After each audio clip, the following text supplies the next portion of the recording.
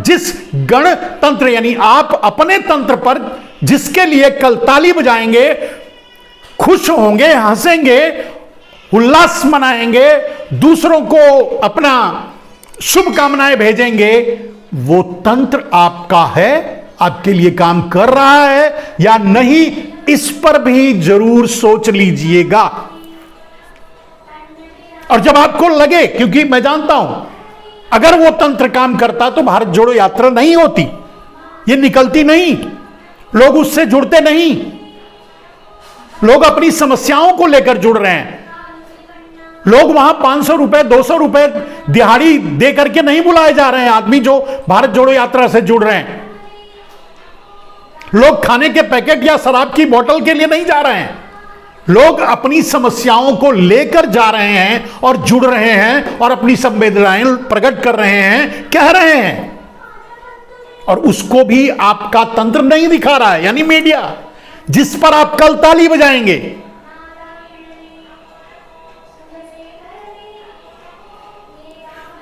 तो कल 74वां गणतंत्र दिवस मनाइए, हर्षोल्लास के साथ मनाइए, लेकिन विचार जरूर कीजिएगा कि यह तंत्र आपके लिए है, आपका है कि नहीं। गण तो आप हो, तो यह तंत्र आपका है, आपके लिए है कि नहीं। कहने के लिए तो कह दिया जाता है कि भाई जनता ही मालिक होती है। अब आपका नौकर, आपका मंत्री, आपका चेला, आपका एम्प्लॉइज ऐश कर रहा है और आप जहर खा करके मर रहे हो, आत्महत्या कर रहे हो, बेरोजगारी झेल रहे हो, आपके बच्चे भूखे मर रहे हैं, शिक्षा की उनकी व्यवस्था नहीं है, स्वास्थ्य के लिए उनके पास साधन नहीं है।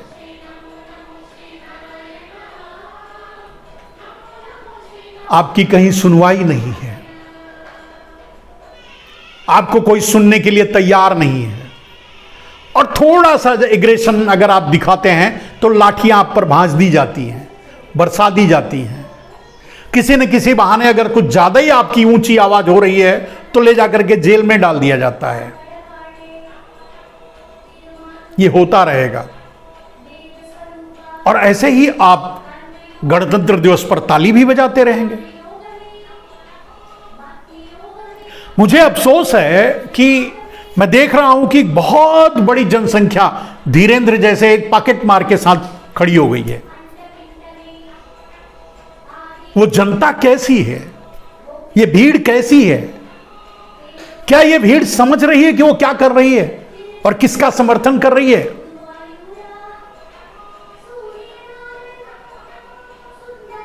ऐसा होना नहीं चाहिए।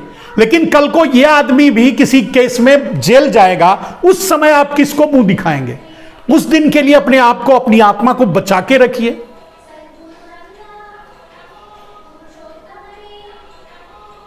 आशाराम के भक्त धीरे धीरे गायब हो चुके हैं। नरेंद्र मोदी और आशाराम का फोटो एक बार साथ में डाल दीजिए फेसबुक पर, दूसरे दिन डिलीट कर दिया जाता है। फेसबुक वाला खुद डिलीट कर देता है, वो आदेश होगा ऊपर से। यानी लोग अब मुंह चुराते हैं कि वो कभी आशाराम के साथ खड़े थे। एक दिन आपके सामने भी ऐसी स्थिति आएगी जब आप जो बोले रहेंगे उसको वापस लेने में आपको मुश्किल होगा, उसे वापस नहीं ले पाएंगे। कल को ऐसा ना हो, अगर होता है तो उसके लिए जगह तो छोड़ दीजिए, न्याय की बात कीजिए, धर्म की बात कीजिए। यह कौन सा धर्म है कि भगवा पहनकर एक आदमी बलात्कार कर दे तो वो बलात्कारी नहीं है? यह कौन सा धर्म है? झूठ बोले, पाप करे, बरगलाए, मक्कारी करे, ठगी करे तो पापी क्यों नहीं हुआ भाई? उसका पाप, आप उसके पाप पे आप क्यों विरोध नहीं करोगे, क्यों बोलोगे नहीं? हालांकि अगर वो बहुत से संत हैं, सचमुच के संत भी हैं, और ये उन पर भी कलंक लग जाता है ऐसे ठगों के कारण। भगवा को भगवा पहनने वालों ने ही कलंकित किया है, दूसरे और नहीं कर रहे हैं। इसीलिए आज अगर आप एक नारा दे रहे हैं कि हम सनातनी हैं तो हम धीरेंद्र के साथ खड़े रहेंगे, लेकिन इसके लिए तैयार रहिएगा कि कल अगर वो जेल जाएगा आशाराम की तरह, तब आप क्या करेंगे, राम रहीम की तरह, तब आप क्या करेंगे। और ऐसे अपराध में जो सबसे इंसानियत का सबसे घृणित कार्य है, अगर ऐसे अपराधों में गया तब क्या करेंगे, उस समय के लिए बचा के रखिए थोड़ा गैप। आप ये भी कह सकते हैं कि ठीक है, अगर वो सही होंगे तो सही होंगे, गलत होंगे तो गलत होंगे। अगर धीरेंद्र सही है तो उसे सही साबित करें, गलत है तो गलत साबित करें, करने दो। आप क्यों इसे धर्म का मुद्दा कहां क्यों जोड़ रहे हो? इसे धर्म से क्या लेना देना है भाई?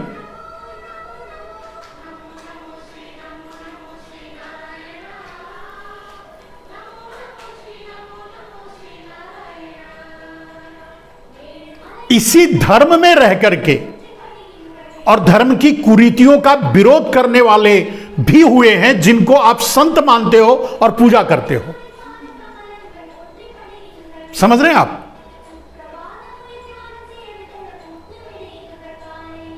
कहने की जरूरत नहीं है। इसी धर्म में रहकर इस धर्म की कुरीतियों पर उंगली उठाते हुए, विरोध करते हुए, फिर भी आप उसको धर्मानुयायी मानते हो, संत मानते हो, ऋषि मानते हो और उसकी पूजा करते हो। यह भव्य है, मतलब ये अच्छी बात है, लेकिन उस अच्छाई को आप भूल चुके हो। आज छोटी छोटी बात को मुद्दा बनाते हो, यह धार्मिक। ये कौन सा धार्मिक है? एक पॉकेट मार अगर किसी ढोंग किसी तरीके से अपने आप को इस तरह से, और बहुत से हुए हैं ऐसे पॉकेट मार, ऐसे लुच्चे लफंगे जो मतलब अपने आप को बहुत बड़ा अनुयायी, बहुत बड़ा ये, और उदाहरण आपके सामने है। मैं क्या बोलूं, बहुत से लोग जेल गए, बहुत से लोग भाग गए। मैं तो सिर्फ ये कह रहा हूं कि अच्छा है तो है, बुरा है तो बुरा है। अब उसको धर्म से मत जोड़ो। सनातनी होने के नाते वो सारे लाइसेंस उसको तो मत दे दो ना। और एक दुराचारी कहीं भी दुराचारी होता है, वो दुराचार आपके घर में भी कर सकता है, दूसरों के घर में भी कर सकता है, कहीं भी कर सकता है। पापी को पाप करने के लिए वो जगह नहीं देखता, रिश्ता नहीं देखता, संबंध नहीं देखता, भाव भी नहीं देखता, प्रेम भी नहीं देखता, तो दुराचारी है, पापी है। उसका वही काम है, वही धर्म है। अब अगर उसको अपने धर्म की आड़ में छुपाओगे, छुपाने की कोशिश करोगे आप, और सबसे बड़ी बात मेरे दोस्त, आप कहते हो